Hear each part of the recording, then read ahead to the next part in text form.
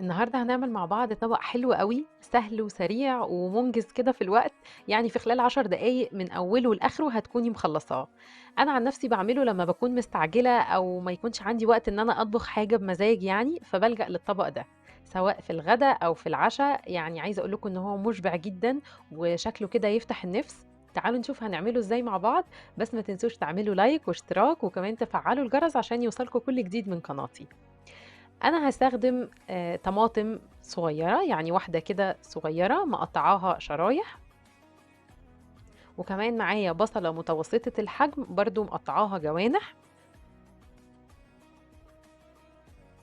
ومعايا كمان صدر فرخة واحد يعني حوالي ربع كيلو، طبعًا غسلاه ومنضّفاه كويس، ومعايا كمان فلفل ألوان أحمر وأخضر وأصفر برضه مقطّعاه شرايح، وشوية زيتون أسود أو أخضر، والتوابل اللي هاستخدمها هتكون ملح وفلفل وشوية بابريكا وتوم باودر وبصل باودر، وكمان شوية شطة صغيرين أوي وشوية كاري. معايا كمان كيس مكرونة 400 جرام، أي شكل استخدموه، أي شكل يعجبكم ينفع في الوصفة دي. أول حاجة طبعًا صدر الفرخة بعد ما غسلته كويس بالملح والليمون وسِبته يتصفّى، وطبعًا شِلت منه أي زوايد عشان ما تعمليش أي زفارة، ابتديت إن أنا أقطّعه شرايح. طبعًا أنتِ تقدري تقطّعيه أي شكل يعجبِك، بس أنا هاقطّعه شرايح، يعني مش نفس الطول بتاع الشاورما كده أقصر شوية، عشان يعني ما تبقاش طويلة أوي، وتكون في نفس الوقت نفس الطول بتاع الخضار.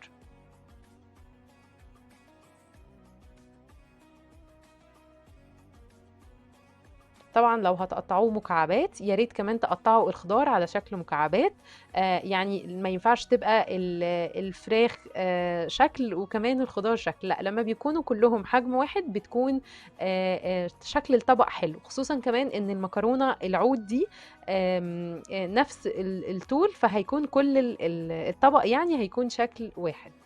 طبعًا أنا ابتديت أسلُق المكرونة، حطيت حلة على النار، وأول ما المَيّة غليت حطيت رشة ملح كده، وبعد كده حطيت فيها المكرونة وهاسيبها تتسلق.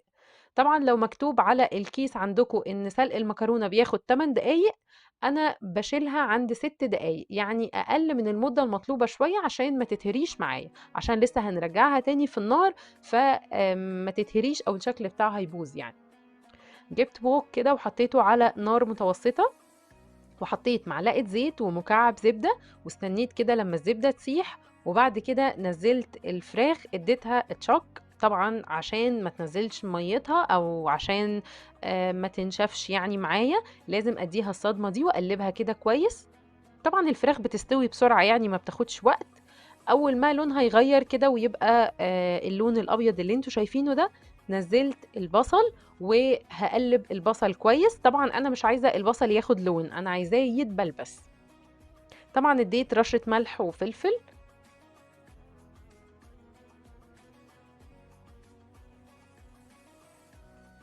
وأول ما البصل خَد أو يعني دِبِل كده شوية وحسّيت إن هو هيبتدي إن لونه يتغيّر، نزّلت الفلفل.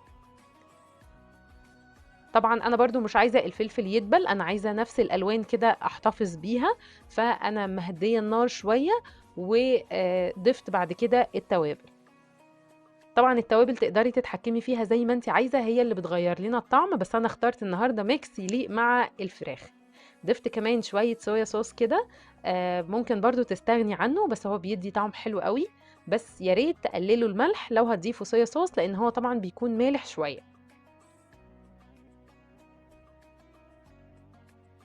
وآخر حاجة ضفتها هي الطماطم، لإن طبعًا الطماطم بتستوي بسرعة، أنا مش عايزاها تدبل أو شكلها يروح، لأ أنا عايزاها كده تفضل زي ما هي.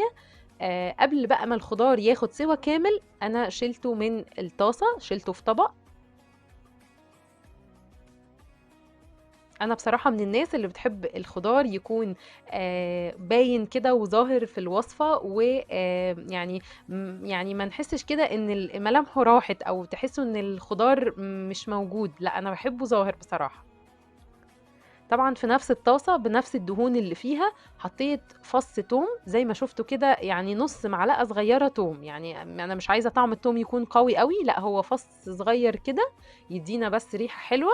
وبعد كده انا كنت محضرة طماطم معصورة، و يعني مصفية منها القشر والبذر. صدقوني بتفرق جدا جدا في الطعم لما بنصفيها من القشر والبذر، تكون كده بيوريه كده، او يعني طعمها كده بيكون حلو جدا. هاسيبها بقى كده تغلي شوية على النار. حطيت لها رشة ملح وفلفل ونص مكعب مرق. وناخد بالنا هنا كويس، انا مش عايزة الطماطم تتسبك او يعني تنشف قوي زيادة عن اللزوم، لا انا عايزاها بس تتقل كده شوية ولونها يبقى قوي. وبعد كده هنزل فيها بقية الخضار اللي انا سويته، وهوطي النار. انا طبعا هنزل الخضار بس عشان كله ياخد من طعم بعضه، الفراخ مع الخضار مع الطماطم، كله كده ياخد من طعم بعضه. وهوطي النار خالص، يعني هغطي كده الطاسة بتاعتي وهوطي النار خالص. واول بقى ما تشوفوا البقاليل كده عملت بقاليل يعني كده شوية، او دخلت في الغليان، هنزل المكرونة. وكل ده يكون على درجة حرارة هادية قوي، يعني عايزة اقول لكم اقل درجة حرارة عندكم. طبعا حطيت المكرونة وقلبت كده تقلبتين، وهسيب المكرونة كمان تاخد معاهم نفس الطعم، يعني دقيقتين كده ولا حاجة، مش كتير يعني.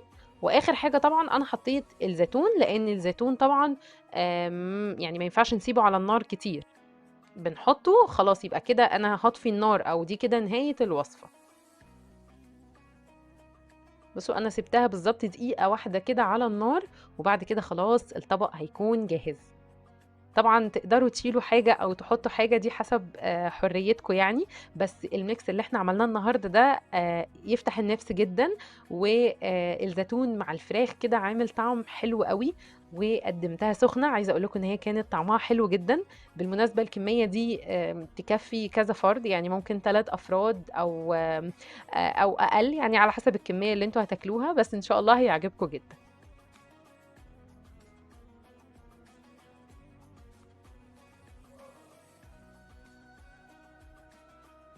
بصوا شكله حلو ازاي، يعني عايزه اقول لكم ان هو بيتكلم عن نفسه. ممكن كمان تشيلوا الفراخ وتعملوا المكرونه بالخضار بس، صدقوني برضو بيكون طعمها حلو، يعني مش لازم ان احنا نحط فراخ او حاجه. زي ما شفتوا انا استخدمت صدر فرخه واحد مع كيس المكرونه، عمل لي كميه كبيره قوي. يا رب تكون الوصفه النهارده عجبتكم. هستنى رايكم في التعليقات، وباي باي.